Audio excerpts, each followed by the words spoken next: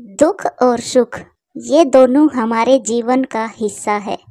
इसीलिए आपके पास घर परिवार अपने हो तो अपने जीवन का एक एक पल बड़े प्यार से गुजारे, क्योंकि जीवन में कब क्या हो जाए ये किसी को नहीं पता होता। इसी तरह हिमाचल के जंगल में टूनी चिड़िया का परिवार एक छोटे से घर में खुशी से अपना जीवन गुजार रहा था। चिंकी बेटा, आप घर पर ही रहना। मैं और आपके पापा आज भोजन लेने दूसरे जंगल में जाएंगे, तो आते आते शाम हो जाएगी। और बेटा, घर से ज्यादा दूर खेलने मत जाना। मेरी बेटी बहुत समझदार है। मैं घर में ही रहूंगी मम्मा पापा, आप मेरी चिंता ना करें, आप दोनों जाइए। फिर टूनी चिड़िया और रॉकी कबूतर भोजन की खोज में निकलते हैं। वो दोनों उड़ते उड़ते पहाड़ों की दिशा में चले जाते हैं। वो रास्ते में एक पेड़ पर आराम करने रुकते हैं। अब हमारी चिंकी बड़ी हो गई है, उसे भी भोजन लेने हमारे साथ लाना चाहिए, तभी तो वो भोजन की खोज करना सीखेगी। तूने कहाँ बड़ी हो गई मेरी बेटी? अभी छोटी सी तो है मेरी लाडू। और हम है ना उसके लिए भोजन लाने के लिए। मम्मा और पापा हमेशा अपने बच्चों के साथ नहीं रहते। अगर हमारी चिंकी घर से बाहर नहीं निकलेगी तो वो सीखेगी कैसे? वक्त सब सिखा देता है। वो दोनों पति पत्नी ऐसी बातें कर ही रहे थे कि एक चील उन पर हमला कर देती है। उनमें लड़ाई शुरू हो जाती है। टूनी चिड़िया और रॉकी कबूतर साथ में मिलकर उस जालिम चील से मुकाबला करते हैं, परंतु एक और चील पीछे से आ जाती है और वो दोनों चील मिलकर उन दोनों को मार देती है। पता नहीं मम्मा पापा मुझे अपने साथ क्यों नहीं लेकर जाते। मैं भी तो अब बड़ी हो गई हूँ। मैं घर में सारा सारा दिन बैठी बैठी बोर हो जाती हूँ। चिंकी चिड़िया अपने घर में बैठी ऐसा सोच रही थी, तभी वहाँ कालू कौवा आ जाता है। चिंकी, आपके मम्मा पापा कहाँ है? कालू अंकल, मम्मा पापा भोजन लेने गए हुए हैं। चिंकी, क्या पहाड़ों की तरफ गए हैं? मुझे अभी अभी पता चला है कि पहाड़ों पर दो चीलों ने मिलकर चिड़िया पर हमला कर उसे मार दिया है। नहीं नहीं अंकल, ऐसा नहीं हो सकता। मेरे मम्मा पापा तो दूसरे जंगल में गए हैं। वो कोई और पक्षी होगा जिसे मारा होगा। चिंकी ऐसा बोलकर अपने आप को तसल्ली देती है, परंतु वो बेचारी क्या जानती थी कि उसकी तो दुनिया ही लुट गई है, वो अनाथ हो गई है। फिर मिठू तोता भी घबराया हुआ वहां आ जाता है। चिंकी, चिंकी, आपके मम्मा पापा। मिठू अंकल, क्या हुआ मेरे मम्मा पापा को? मिठू, क्या पहाड़ों पर चिंकी के मम्मा पापा पर ही हमला किया था उन चीलों ने? हाँ कालू और चिंकी बेटा, अब आपके मम्मा पापा इस दुनिया में नहीं रहे। वो जालिम चीलें उन्हें मारकर खा गई है। ये सुनकर तो चिंकी जोर जोर से रोने लग जाती है। पापा, पापा, मेरे पापा, मेरी मम्मा, आप अपनी चिंकी को ऐसे अकेला छोड़कर चले गए। अब कैसे जिएगी आपकी बेटी अपने मम्मा पापा के बिना? ऐसे ही रात भी हो जाती है। चिंकी बेटा, अब रात हो गई है, आप हमारे साथ हमारे घर चलो। और अगर ऐसे ही रोती रहोगी तो कैसे जी पाओगी तुम? नहीं कालू अंकल, आप जाइए। मैं सुबह कुछ फैसला कर पाऊंगी कि मुझे क्या करना है। अब मेरा दिमाग काम नहीं कर रहा। चिंकी बेटा, मैं सुबह आऊंगा, अब आप चुप हो जाओ। हम पक्षियों की जिंदगी ऐसी ही होती है। फिर मिठू तोता और कालू कौवा वहां से चले जाते हैं। चिंकी सारी रात बैठी रोती रहती है। कालू, चिंकी तो बहुत रो रही होगी। गोरी, वो छोटी है, वो अपने माँ बाप के बिना अकेले कैसे रहेगी? चिंकी के मम्मा पापा चिंकी से बहुत प्यार करते थे। वो तो भोजन लेने भी साथ नहीं लेकर जाते थे। बेचारी बच्ची की किस्मत ही खराब है। बहुत बुरा हुआ बेचारी चिंकी के साथ। उसके मम्मा पापा दोनों साथ ही मारे गए। फिर अगले दिन कालू कौवा चिंकी के घर आता है। चिंकी बेटा, चलो भोजन लेने चले। मैं आपके साथ ही जाऊंगा। धीरे धीरे आप भी सब सीख जाओगी। कालू अंकल, आप मेरी मम्मा के अच्छे दोस्त थे। आप मुझ पर एक रहम करोगे? हाँ बेटा, बताओ क्या बात है? आप मुझे मेरी नानी के पास छोड़ आई। मैं मेरी नानी के पास जाना चाहती हूँ। यहाँ पर हर पल मेरी मम्मा पापा की याद आती है। बेटा, ये आपने सही फैसला लिया है। मैं भी यही चाहता था। आपकी नानी से आपको मम्मा का प्यार ही मिलेगा और आपका दुख भी थोड़ा कम हो जाएगा। तो फिर चले अंकल। फिर ऐसे कालू कौवा चिंकी चिड़िया को साथ लेकर उसकी नानी वाले जंगल की तरफ चल देता है। कालू कौवा तो कई बार चिंकी की मम्मा के साथ उसके नानी के घर जा चुका था, इसी कारण उसको रास्ता भी अच्छे से मालूम था। वो दोनों चिंकी के नानी के घर पहुंच जाते हैं। चिंकी तो झट से अपनी नानी के गले लग जाती है और रोने लग जाती है। चिंकी, क्या हुआ बेटा, तुम रो क्यों रही हो? कालू बेटा, क्या हुआ, कुछ मुझे भी तो बताओ। नानी, नानी, मम्मा पापा को चील खा गई, मैं अनाथ हो गई। मेरा दिल तो कल से ही घबरा रहा था। कई बार मन में विचार आया कि मैं अपनी बेटी से मिलाऊं। माँ जी, भगवान की मर्जी के आगे किसी की भी नहीं चलती। ये सब अचानक से हुआ। पहले तो कभी भी हमने उन चीलों को हमारे जंगल में नहीं देखा था। उनका समय आ गया था। माँ जी, अब मैं वापिस जाता हूँ। शाम भी होने वाली है। मेरी पत्नी मेरा इंतजार कर रही होगी। आप चिंकी का ध्यान रखना। अंकल, कभी कभी मुझसे मिलने आ जाया करना। फिर कालू कौवा वहां से चला जाता है। रात को चिंकी अपनी नानी के साथ लेट जाती है। नानी, क्या मम्मा भी आपके साथ ऐसे ही सोया करती थी? आपकी मम्मा तो सोया ही मेरे साथ करती थी। जब बड़ी हुई तो बड़ी मुश्किल से अलग सोने की आदत डाली थी।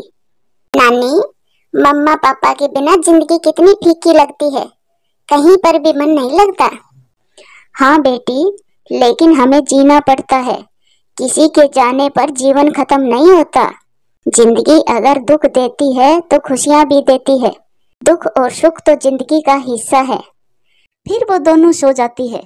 दूसरे दिन चिंकी की नानी चिंकी से कहती है, चिंकी बेटा, आप घर पर ही रहना, मैं भोजन लेकर आती हूँ। नहीं नहीं नानी, मैं भी आपके साथ ही चलूंगी। मैं अब बड़ी हो गई हूँ, अगर मैं घर से बाहर नहीं निकलूंगी तो कैसे सब सीखूंगी। फिर चिंकी अपनी नानी के साथ भोजन लेने जाती है। ऐसे ही कुछ समय गुजरता है और चिंकी भी जवान हो जाती है। वो बहुत सुंदर थी और सब काम करना सीख जाती है। वो घर बनाना, भोजन की खोज करना, बारिश में उड़ना सब सीख जाती है। नानी, रात से मुझे आपकी तबीयत कुछ ठीक नहीं लग रही। आज आप घर में ही रहें, मैं भोजन लेकर आती हूँ। ठीक है बेटी, परंतु ध्यान से जाना, जहाँ ज्यादा दाना पड़ा हो वहाँ खतरा भी हो सकता है।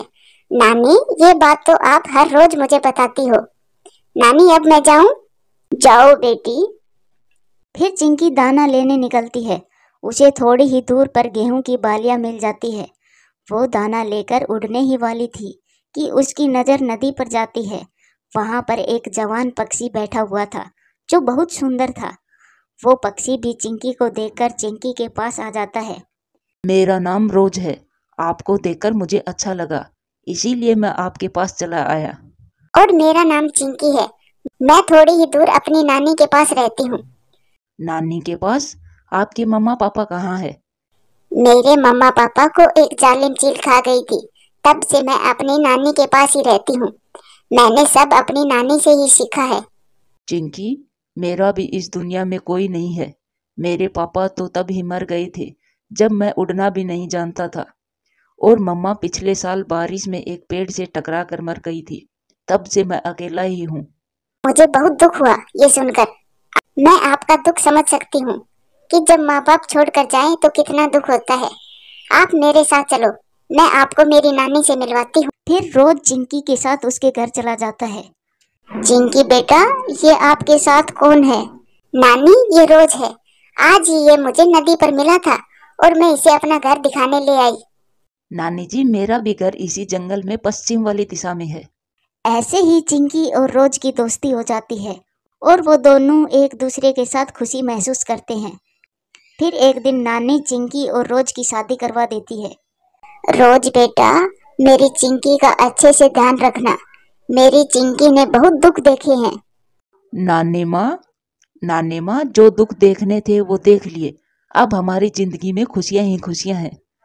फिर रोज और चिंकी दोनों नानी के पास ही रहने लगते हैं और नानी का ख्याल रखते और फिर वो सभी खुशी खुशी रहने लगते हैं। प्यारे दोस्तों, वीडियो अच्छी लगे तो लाइक करें, शेयर करें, कमेंट्स करें और हाँ, चैनल को सब्सक्राइब करें। आपका धन्यवाद। ये कहानी दूर किसी जंगल की है। जंगल में इन दिनों बारिश हो रही थी। टूनी चिड़िया जल्दी चलो, जंगल में बाढ़ आ रही है। सभी पक्षी जंगल छोड़कर जा रहे हैं। हमारे पास ज्यादा समय नहीं है। रॉकी भैया, ये बाढ़ ऐसे अचानक मुझे कुछ समझ नहीं आ रहा। हम अपना घर छोड़कर कहाँ जाएंगे? और मेरा तो एक अंडा भी है। टूनी चिड़िया, जान बच गई तो घर भी मिल जाएंगे। बस तुम जल्दी से अपना अंडा उठाओ और चलो। वो दोनों ऐसे बातें कर ही रहे थे कि बाढ़ का पानी तेजी से बढ़ जाता है और देखते ही देखते जंगल में पानी ही पानी फैल जाता है। टूनी चिड़िया जल्दी से अपना अंडा उठाती है और रॉकी के साथ उड़ जाती है। फिर अचानक से चिड़िया का अंडा पानी में गिर जाता है और वो पानी में बह जाता है। मेरा अंडा पानी में बह गया। मेरा अंडा। बाढ़ के पानी में वो अंडा बह जाता है। टूनी चिड़िया अपने अंडे के पीछे जाने लगती है, लेकिन रॉकी कबूतर उसे रोक लेता है। टूनी चिड़िया, रुक जाओ, अंडे के पीछे मत जाना। अंडे के पीछे जाना तुम्हारी बेवकूफ़ी होगी। तुम समझ लो, वो अंडा तुम्हारे भाग्य में ही नहीं था। अगर पानी का बहाव तेज हो गया तो तुम भी पानी में ही बह जाओगी। फिर टूनी चिड़िया रोती हुई रॉकी कबूतर की बात मानकर उसके साथ चली जाती है। फिर 1-2 दिन में पानी थोड़ा कम हो जाता है। मीनू चिड़िया नदी पर पानी पीने आई थी। तभी उसकी नज़र उस अंडे पर पड़ती है जो बाढ़ में बहकर आया था और अब वो नदी के किनारे पड़ा था। मीनू चिड़िया वो अंडा उठा लेती है और अपने घर चली जाती है। मीनू, ये अंडा तुम कहाँ से उठा लाई हो? मैं नदी पर पानी पीने गई थी और ये अंडा मुझे नदी पर पड़ा मिला था। ये अंडा जरूर उसी बाढ़ के पानी में बहकर आया है जो पश्चिम वाले जंगल में आई हुई है। अब क्या पता इस अंडे के माता पिता के साथ क्या हुआ, जिंदा भी है या नहीं। मोनू, आप मेरी एक बात मानेंगे?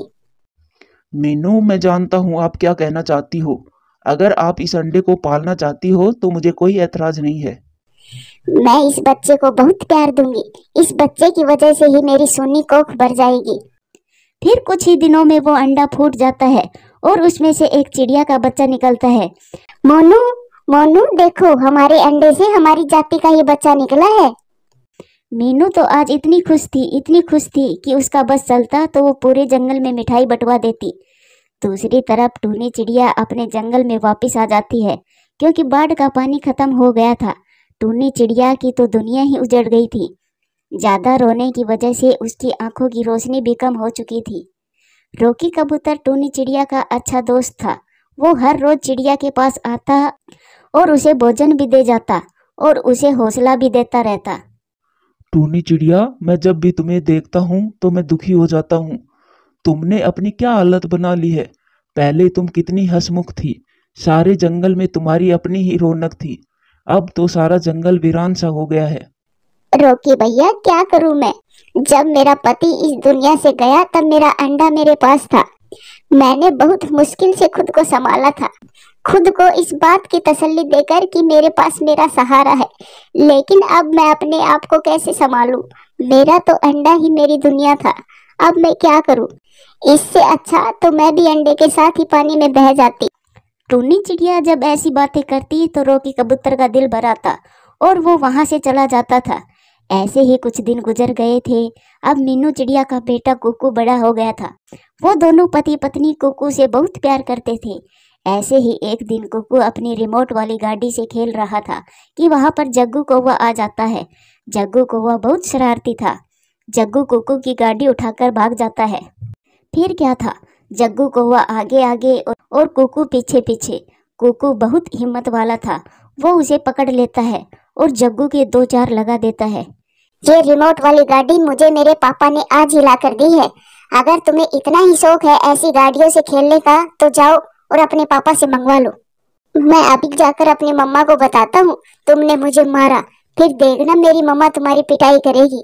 हाँ हाँ, जाओ जाओ। और पहले जाकर अपनी मम्मा को ये बताना कि तुम मेरी रिमोट वाली गाड़ी लेकर भागे थे। फिर जग्गू रोता हुआ वहां से चला जाता है। जग्गू, मेरे बच्चे, क्या हुआ तुम्हें? तुम ऐसे क्यों रो रहे हो? मम्मा, मम्मा, वो कुकू मुझे मारता है। जब भी मैं उसके खिलौने से खेलता हूँ तो वो मुझे भगा देता है। मम्मा, मुझे भी वैसे ही खिलौने चाहिए जैसे कुकू के पास है। उस अनाथ की इतनी हिम्मत कि वो मेरे बच्चे को मारे। मम्मा, आप उसे अनाथ क्यों कह रही है? उसके मम्मी पापा तो जिंदा है। जग्गू बेटा, ये कुकू मिन्नू और मोनू का सगा बेटा नहीं है। ये तो मिन्नू चिड़िया को पानी में बहता हुआ मिला था। अब वो ऐश कर रहा है मिन्नू की दौलत पर। मम्मा, मैं भी उस कुकू को ऐश नहीं करने दूंगा। मैं अभी उसे जाकर बताता हूँ कि तुम तो अनाथ हो। मीनू आंटी और मोनू अंकल तुम्हारे सगे मम्मी पापा नहीं है। फिर जग्गू वापस कुकू के पास जाता है। तुम फिर आ गई, मैं ही चला जाता हूँ यहाँ से। हाँ हाँ चले जाना, लेकिन जाने से पहले एक सच तो सुनकर जाओ। सच? कौन सा सच? कुकू, तुम्हें पता है जिन्हें तुम मम्मा पापा कहते हो वो तुम्हारे सगे मम्मा पापा नहीं है, बल्कि तुम तो नदी में मिले थे, अनाथ कहीं के। ऐसा कहकर जग्गू वहां से चला जाता है। कुकू तो वही पत्थर का बनकर खड़ा था। उसे तो विश्वास ही नहीं हो रहा था। कुछ देर के बाद कुकू अपने घर जाता है और चुपचाप बैठ जाता है। आज मेरे बेटे को क्या हुआ? इतने उदास क्यों बैठे हो? बेटा, आप ठीक तो हो ना? लेकिन कुकू खामोश रहता है। मीनू तो कुकू को खामोश देखकर परेशान हो जाती है। मेरे बच्चे, बताओ ना क्या हुआ? आप पहले कभी भी इतने खामोश होकर नहीं बैठे हो। मम्मा, आप मेरी कसम खाकर सच सच बताना, मैं जो भी पूछूंगा। बेटा बताओ भी, क्या पूछना है? हुआ क्या है? क्या मैं आपका सगा बेटा नहीं हूँ? इतना सुनकर मीनू की तो जान ही निकल गई थी। बेटा, ये आप कैसी बातें कर रहे हो? आप हमारे ही बेटे हो। फिर मेरी कसम खाइए, अगर मैं आपका बेटा हूँ तो। मीनू चिड़िया अपने बेटे की कभी भी झूठी कसम नहीं खाती थी। मीनू खामोश रहती है। मम्मा, आपकी खामोशी का क्या मतलब है? मुझे सब पता चल गया है, मुझे सब पता चल गया है। कुकू रोता हुआ घर से बाहर चला जाता है। मोनू चिड़ा भी पीछे खड़ा खड़ा सब सुन रहा था। मीनू चिड़िया कुकू के पीछे जाने लगती है तो मोनू चिड़ा उसे रोक लेता है। मीनू, इस समय तुम कुकू को अकेला छोड़ दो। तुम उसके पीछे मत जाओ। उसको इस समय कुछ भी समझ नहीं आएगा। समय उसको सब समझा देगा। कुकू सीधा गौरी कवि के घर जाता है। आंटी, आंटी, आप प्लीज मुझे पूरा सच बताइए, मैं किसका बेटा हूँ? कुकू बेटा, मैं तुमसे झूठ नहीं बोलूंगी। मैं ज्यादा तो नहीं जानती, लेकिन मुझे इतना पता है कि पिछले साल पश्चिम वाले जंगल में बाढ़ आई थी। तुम उसी बाढ़ के पानी में बहकर इस जंगल में आए थे और मीनू चिड़िया ने तुम्हें उठा लिया था। मीनू तो बेऔलाद थी। उसने तुम्हारे माता पिता को ढूंढने के बजाय खुद ही रख लिया। अब तुम्हारे माता पिता कैसे रह रहे होंगे तुम्हारे बिना? अब मुझे जाना होगा अपने मम्मा पापा को ढूंढने, मुझे जाना होगा। फिर कुकू वहां से पश्चिम वाले जंगल की तरफ चला जाता है। रात भी होने वाली थी और कुकू पश्चिम वाले जंगल में पहुंच जाता है। कुकू वहां एक पेड़ पर बैठ जाता है।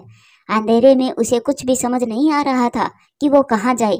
रोकी कबूतर भी उधर से गुजर रहा था कि कुकू उसे आवाज देता है। कबूतर अंकल, मेरी बात सुने। फिर कबूतर कुकू के पास आता है। कहो बेटा, क्या बात है? तुम मुझे इस जंगल के तो नहीं लग रहे। कहाँ से आए हो बेटा और कहाँ जाना है आपको? रोकी कबूतर एक सांस में ही कई सवाल करता है। कबूतर अंकल, मैं हूँ तो इसी जंगल का, लेकिन मैं अपने मम्मा पापा से बिछड़ गया था पिछले साल। जो इस जंगल में बाढ़ आई थी, मैं उसी बाढ़ में बह गया था। कहीं ये टूनी चिड़िया का बेटा तो नहीं है? अंकल, क्या सोचने लग गए? कुछ नहीं बेटा, चलो मैं तुम्हें एक चिड़िया के पास ले जाता हूँ। शायद वो तुम्हारी कुछ मदद कर सके। फिर रोकी कबूतर कुकू को टूनी चिड़िया के पास लेकर जाता है। टूनी चिड़िया, ये बच्चा इस जंगल में नया आया है, अपने माता पिता को ढूंढ रहा है। इसके माता पिता भी पिछले साल बाढ़ में बिछड़ गए थे। बेटा, एक बार मेरे पास आओ। फिर कुकू टूनी चिड़िया के पास जाता है। टूनी चिड़िया कुकू को अपना पंख लगाती है। मेरा बेटा रोकी भैया, ये मेरा ही बेटा है। मैंने जब इसे अपना पंख लगाया तब मुझे वही एहसास हुआ जब मैं अपने अंडे के पंख लगाती थी। कुकू भी रोता हुआ टूनी चिड़िया के गले लग जाता है। टूनी बहन, मैं तो इस बच्चे को देखकर ही समझ गया था कि ये आपका ही बेटा है। ये तो कोई चमत्कार ही हुआ है। कुकू बेटा, आपको किसने पाला है? फिर कुकू उनको सारी बातें बताता है, जिसे सुनकर टूनी चिड़िया बहुत खुश भी थी और उदास भी। टूनी बहन, क्या हुआ? आप एकदम से उदास क्यों हो गई? रोकी भैया, वो चिड़िया बहुत अच्छी होगी जिसने मेरे बेटे को इतने अच्छे से पाला है। संतान को खोने का दर्द क्या होता है, मुझसे बेहतर कोई नहीं समझ सकता। मैं मीनू चिड़िया को कभी भी दुख नहीं दूंगी। कुकू बेटा, मैंने आपको जन्म जरूर दिया है, लेकिन बेटा जिसने तुम्हें इतने प्यार से पाला है वही तुम्हारी असली माँ है। तुम जाओ बेटा, अपनी माँ के पास जाओ। लेकिन मम्मा, मैं आपको भी अपने साथ ही लेकर जाऊंगा। मैं आपको अकेला छोड़कर नहीं जाऊंगा। टूनी बहन, कुकू सही कह रहा है, तुम मना मत करना। अब मैं भी तुम्हें और दुखी नहीं देख सकता। अब आपको कुकू की बात माननी होगी। फिर टूनी चिड़िया कुकू के साथ जाने के लिए मान जाती है और उधर मीनू चिड़िया भी रो रही थी। आप जाइए और मुझे मेरा बेटा ला कर दे। मैं मेरे बेटे के बिना नहीं रह सकती, और मैं भी अपनी मम्मा के बिना नहीं रह सकता। फिर कुकू मीनू को गले लगा लेता है और फिर वो सब खुशी खुशी एक साथ ही रहने लगते हैं। प्यारे दोस्तों, कहानी कैसी लगी कमेंट्स करके ज़रूर बताना। आपका धन्यवाद।